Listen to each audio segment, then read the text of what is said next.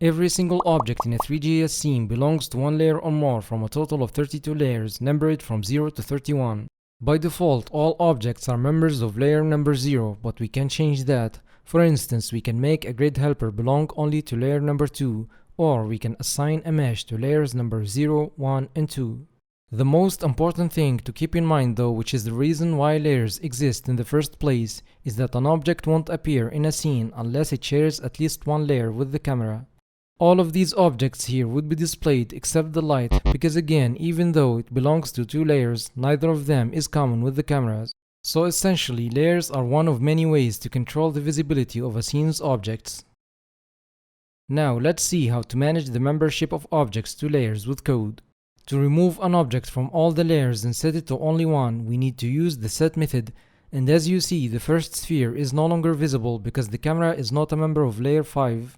Next, we have enable, which assigns an object to a layer without removing its membership to the ones that is already a member of, and now the red sphere is back because it has a common layer with the camera. We have also enable all, which assigns an object to all the layers. Now, to test if a couple of objects have at least one common layer, we have to use the test method.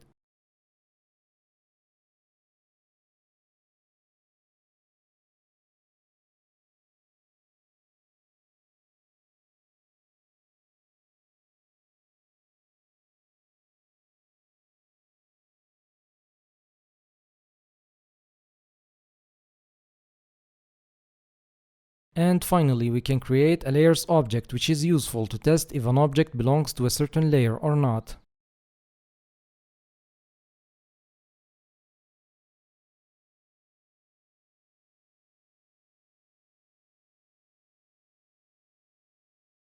And this is it for this tutorial, so make sure to like, share and subscribe, and I will see you in the next one.